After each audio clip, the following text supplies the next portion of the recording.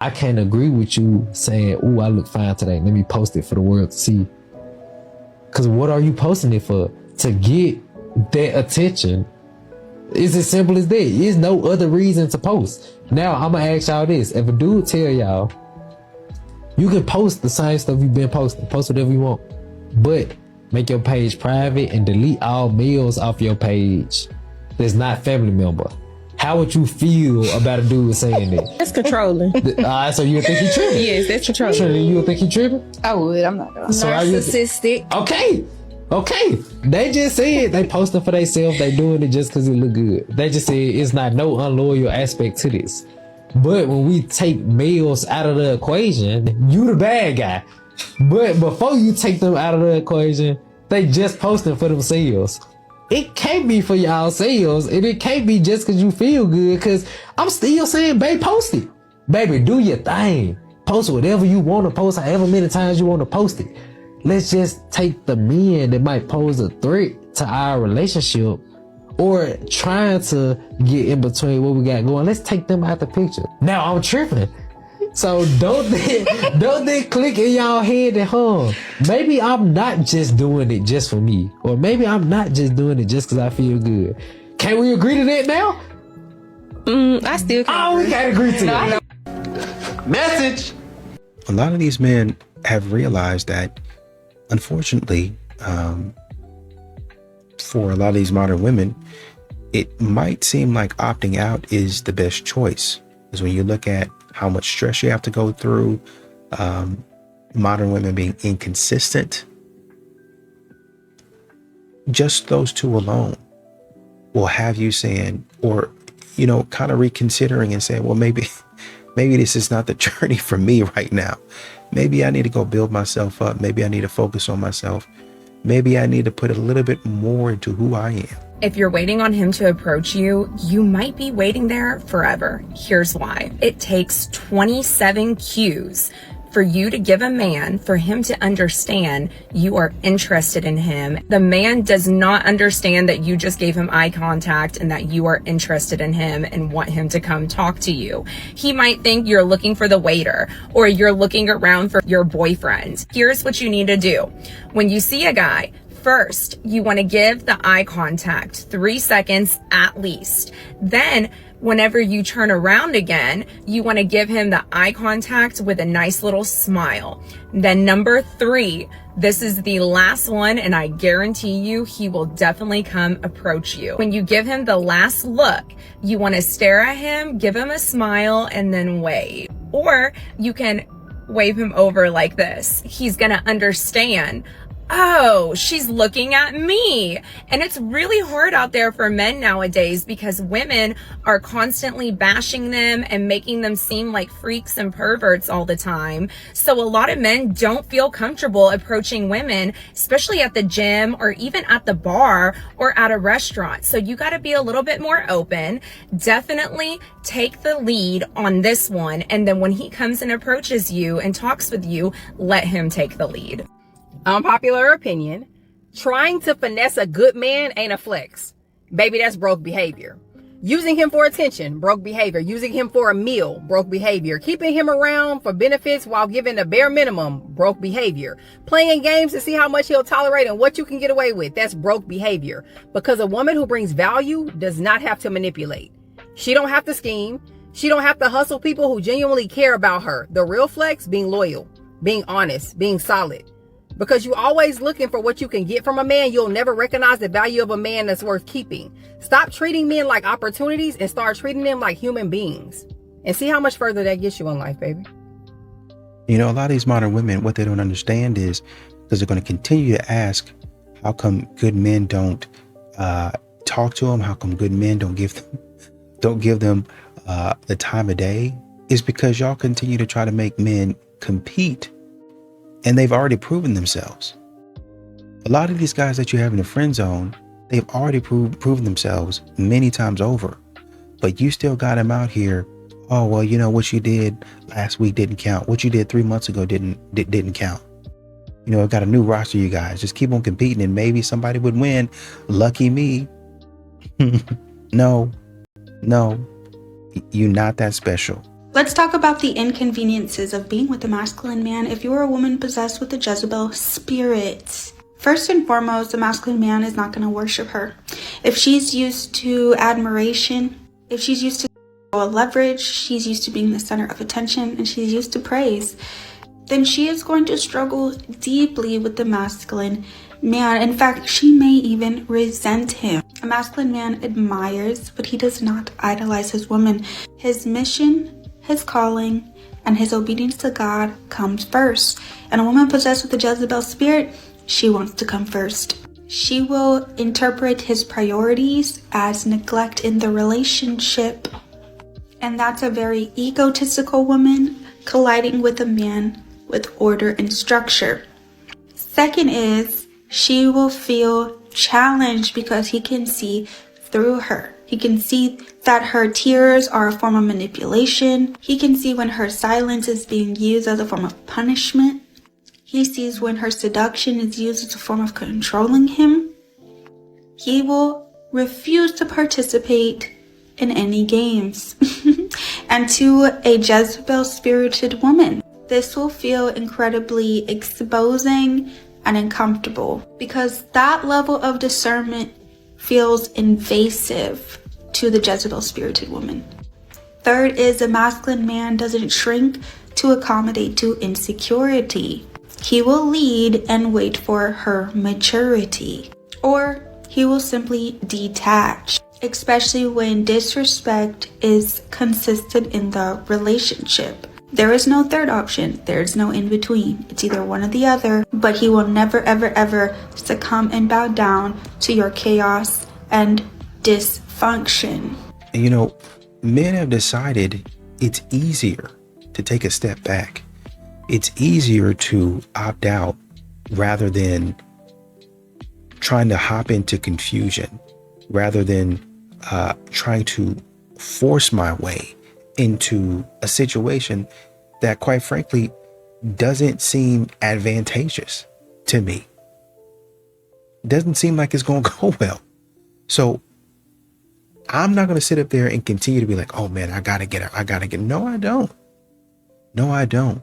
The alternative with me forcing myself into this space is I have somebody acting crazy with me. And I don't have time for that. For women, be competent and be consistent and be reliable and handle shit. Like, handle shit. Women find it attractive that men handle shit. Okay, like, why do we have to run from that? Why do we have to say that's a bad thing? How is that any worse than saying, hey, men want women who will have sex with them enthusiastically? Okay, that's what we like. That's what we want. Just accept it. Like, you can sit there and be like, well, we shouldn't. Okay, well, you can shit all over you want, but like, it's how it is, right? Like, the sky should be this color. Well, it's the color it fucking is. Sorry, that's reality, right? So this is reality. And okay, what do women want? What's the woman equivalent of sex? Maybe for some women, it's also sex. But for some women, for a lot of women, it seems like it's a man who can handle his shit, right? And who can handle some of her shit and take some of it off of her plate and make her feel like she's taken care of and protected. That's that protector provider thing. Does that mean you have to be wealthy? No. Does that mean you have to be good at everything? No. But does it mean that you don't go, I don't know? Like, no, yeah, that's exactly what it means. Because she would like to be able to not have to figure it out. She'd like you to figure it out, or help her figure it out, or find someone who can figure it out. This does not seem like that big of an ask, men. Get out there, do it. You can do it. If we can ask them to do all kinds of things that seem complicated to me. If you're in your 20s trying to date, like, we're praying for you. You're living in a horrific day to try to find somebody. I mean, the dating pool is a septic tank. That's what it is. Because what happened some years ago, they created the automobile. People started buying it. Guys came home from war. They bought a car.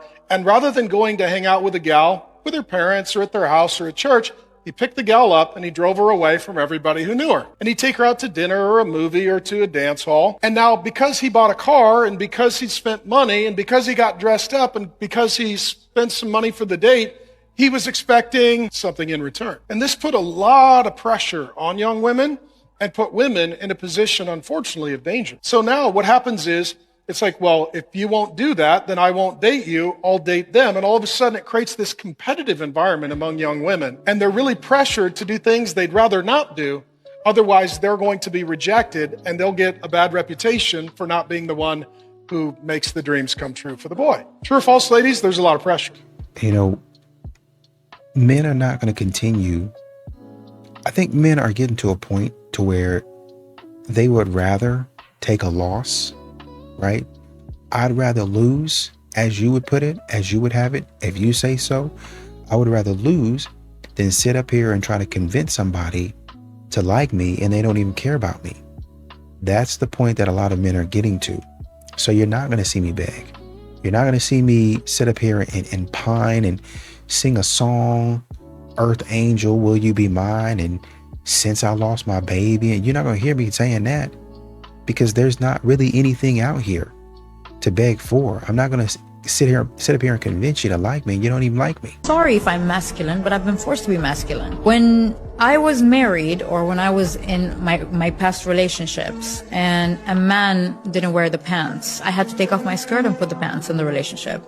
If a man can't show up and can't be a man and an alpha, then guess what? A woman has to be that alpha. So a lot of men in my life forced me to wear the pants because they had their skirts on.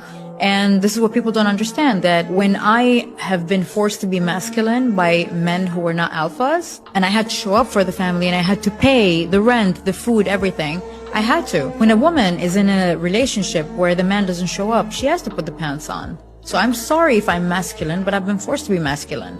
Show me an alpha man that is in his true alpha, not in his wounded masculine, but his full-on masculine, and watch me become a sweet, soft little girl. I need a man that is fully in his energy, masculine energy, and when a man gives that woman that feeling, that safety, that energy, that love, you can feel it. Then a woman deassembles her masculine energy and she falls into her feminine and she becomes a child with that man. But sadly, I have not met those. Sorry if I'm masculine. Girl cooked dinner and everything. He left. He didn't even eat. He left. Because I had said something that triggered him. Yeah. And I'm thinking like, I didn't even say nothing. Yeah. Like, I didn't think it was a big deal because that's how people talk to me my whole life. So after that, I had called him. We broke up that night. I called him. He was like, well, yeah, I can't be with anybody that did this. Girl cried. I had to say, however, whatever you need to change in me, do it now because I want to be the person for him. Like, I don't want people to call me aggressive. You know, like, as a liberal woman, it is really hard to find a man who do have that more natural provider masculinity about them are normally conservative. She wants him to give her the traditional. I don't want to compromise my morals and values and not be confined or conform to the traditional female homemaker childbearing role thing, but she doesn't want to have the expectation of then fulfilling her end of that traditional role. Yeah, it's one-sided responsibility. What's that video that you're working on again? Female privilege? Yes. Doing it alone was the same thing as being strong, and it's not. It's just lonely with better PR. And it's not a club. I really want women to not resent their healing journey or the becoming or the messy middle. And I know for me, I have resented that. And that feels really painful because that's like a whole nother burden that you're carrying along with whatever else you're carrying. We're becoming. And you are exactly where you are meant to be right now. And there is purpose even in the pain. And I hated when people would say it to me. I'd be like, okay, but this is really painful and this is really awful. How can there be purpose in it? No one will give you more advice than a boyfriend who wants you to be his wife. And that's the truth. When a man is serious about you, he starts talking like he's planning a whole future. He'll be like, babe, don't spend that money, save it. Or, babe, maybe you should look at this career move. Or babe, you need to take care of your health. It's not controlling. It's not controlling. It's him wanting to build something solid with you. Because husbands think different than boyfriends. A man who just wants just wants a good time, he won't care what you do with your life. No. But a man who sees you as his wife, he's already thinking about building a home, building a family, and protecting his investment. And that's you. And the funny thing is, you'll notice his advice starts sounding like love. Like he's not just talking. He's trying to make sure y'all both win. So, yeah. Pay attention to how a man speaks into your life. Because the right one, he won't just flirt with you. He'll guide you, cover you, and want the best for you. That's the difference between a boyfriend and a future husband.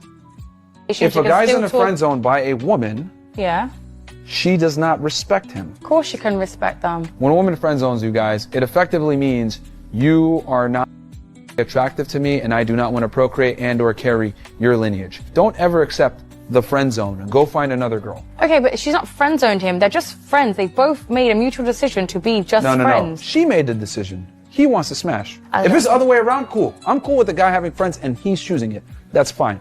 But let's be honest here. That's rarely the case. It's always the woman is friends with the guy.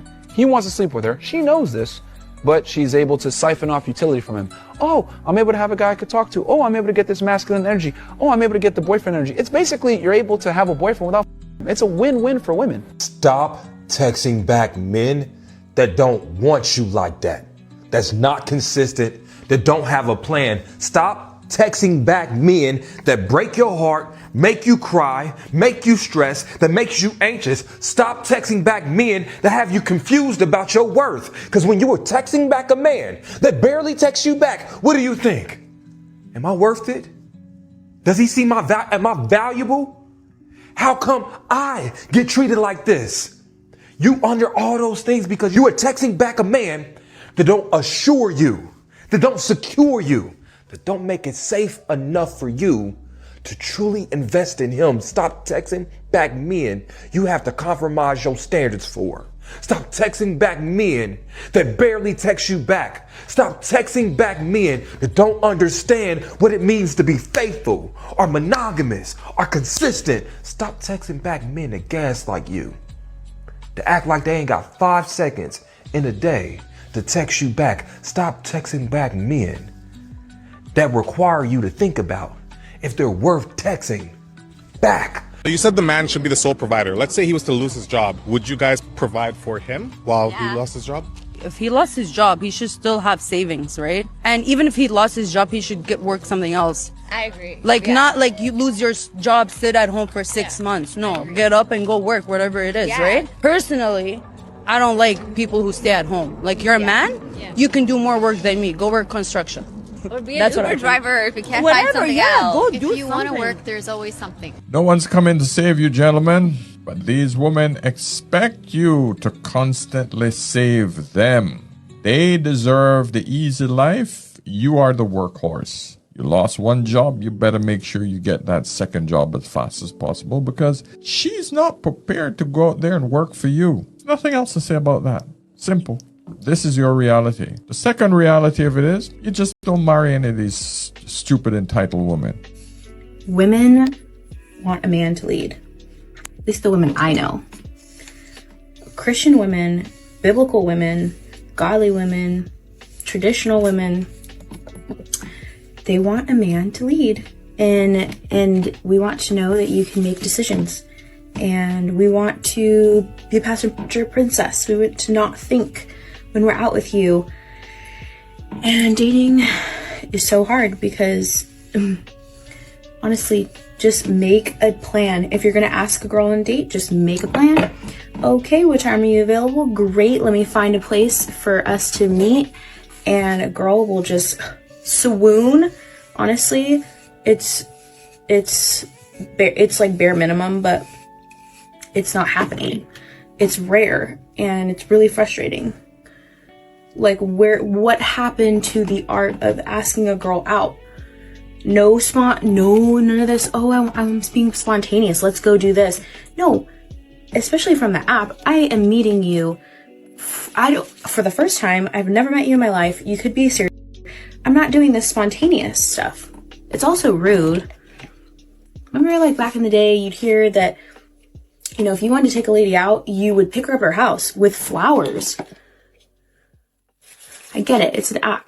You don't know if you like this girl yet. You don't know if you have a connection. Was dating somebody on a longer term basis, thought she was the good girl, she can never do anything to harm me. Well, closer to the end of the relationship, spent the night with her, woke up in the morning, she spent the night with me. There was a fight, she decided to walk out of the conversation, not complete it, and go out that night with her girlfriend. Me sitting there like a pleb thinking, whatever, no big deal. Turns out her and her girlfriend go out and she finds some guy in the club, spends the night with him, wakes up in the morning and spends the morning with him, and off she goes. A few weeks later, she tries to reconcile with me as if nothing happened. All women have the capacity to behave in a fashion that will surprise you fellas. I'm not saying that you should go around expecting it to happen or fishing for signs or signals that it might happen. The way that I view red pill awareness is basically to navigate through life with the understanding that these types of things can't happen. So, what's the problem? What you mean, what's the problem? What's the problem?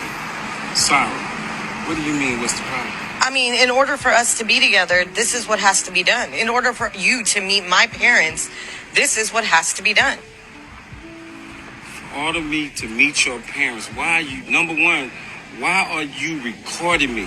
Why are you recording me? Because I'm trying to make it make sense. I don't get it. I don't understand the problem, so I want to get everybody's opinion. We've been dating almost a year, and then you hit me with the only way I can meet your parents is I have to convert to Islam. Yes, that's the deal.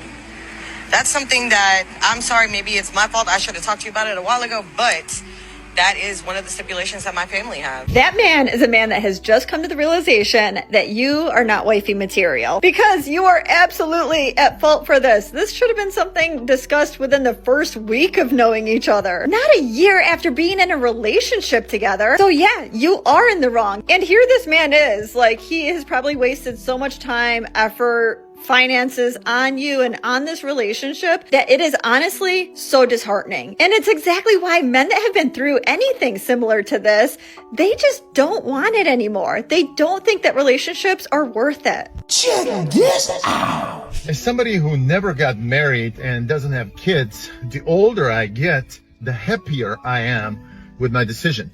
Specifically, not getting married. Everywhere I look, I see divorce. Everywhere. It's very rare that somebody is married long-term and happy. Usually the people who are married after, I don't know, a couple of years, they're miserable. And most of them get divorced. Some of them stuck it out because of the kids or whatever the reasons are. Marriage in today's age is just not worth it. The only thing you're doing if you're getting married is you're risking losing all of your assets. I say all of your assets because there's plenty of men who lost everything, who are now homeless because they got divorced.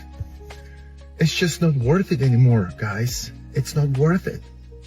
If you're married and your wife just decides not to work and she's just at home and not doing anything, if you get divorced, you are screwed.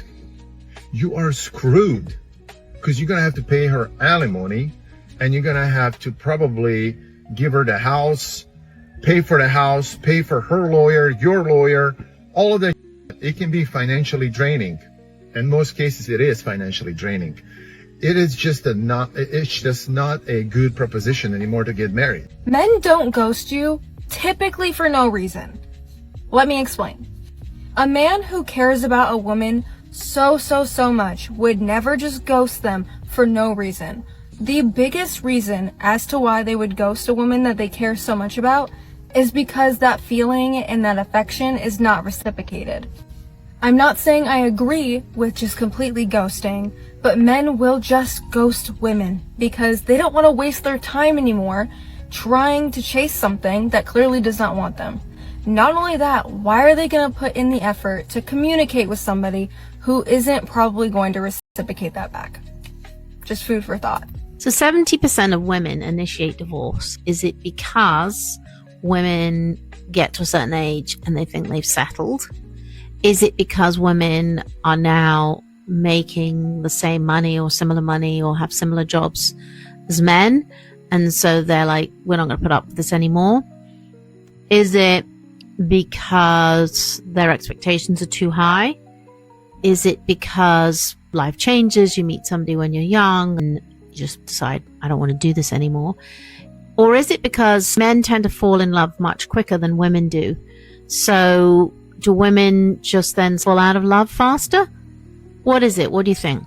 Listen to our latest episode. It's all about divorce and why it's initiated by women. Men that have rich in their future are not looking for women who are still addicted to the club scene. Men who know where they're going are not wasting time entertaining women still in the nightlife. Because a man with vision is not impressed by the loud room. Instead, he's drawn to the quiet woman with purpose, the one who does not need attention for validation. See, a woman who's still addicted to the scene will pull a high-value man into distractions. But a woman who's building something will push that same man into his God-ordained destiny. If you want a high-level life, you need a high-level partner, not someone who needs a crowd just to feel alive. So fellas, focus on becoming the man God is pleased with. Because when you know your worth, you stop trying to convince anyone else of it. Instead, you simply keep moving, and the right woman will meet you on your level. It kind of breaks my heart to even say that about myself, but it's true. I struggle with loneliness, and I have more meaningful relationships than anyone deserves. But I struggle with it. But my best advice, an anecdote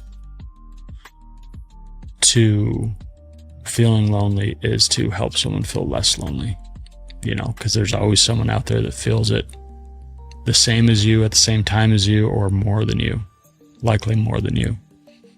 So go help them feel less lonely. And, it might not fix your loneliness or make it go away or erase it, but man, I think it's the best option, and I think the other essential part is gratitude, and being grateful for the relationships you do have, the things you do have, and the moments that you're not lonely, the moments that you have people and you recognize that people love you. It's hard. It's hard. Loneliness is a rat that will just gnaw at your insides, nibble at your soul. But yeah, go help somebody be less lonely. Why men pull away the moment they start catching feelings. One day, he's texting you constantly. He's opening up. He seems really into you. Then suddenly he goes cold. Replies, slow down. He creates distance. He pulls back hard. Most women think they did something wrong. They replay every conversation. They blame themselves. They think he lost interest. But psychology says the opposite is happening. When a man starts catching real feelings, his brain panics. The closer he gets emotionally, the more vulnerable he feels. So he pulls away to protect himself. He creates space, not because he wants less of you. He creates space because the feelings are becoming too strong, too fast.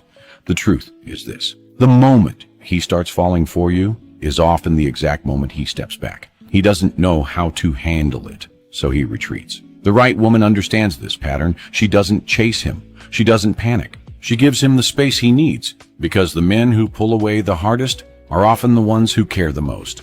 Why are there so many single women out here that are struggling to find a man? Well, I'm going to tell you the reason, but you're not going to like the answer. Now, this may not apply to you, so don't take offense. But if you do, maybe you need to reflect why it makes you offended. Honestly, a lot of women treat men like trash. A lot of women take men for granted. A lot of women want men to take accountability for their actions and what they do. But boy, if you ask a woman to take accountability for her faults and her actions, it's straight to signing divorce papers. But my question is, why are women so resistant to taking accountability? Like really, what is the reason why you won't take accountability for your actions? I know for me personally, because I was this woman for many, many years, like most of my marriage, I realized it's because I thought I had to be perfect and that society judged me based on my level of perfection. And if I dared to take accountability for my faults and action, then I would be even more demonized. But the reality is, me not taking accountability was making it worse. And I don't think a lot of women understand the fact that we are a lot of the problem. I'm not saying we're the whole problem, but at least on my platform, on this side of things, a lot of men are trying. They're putting in the effort. They're doing the things that they need to do. And women are taking their husbands for granted. They got married because they wanted to be married,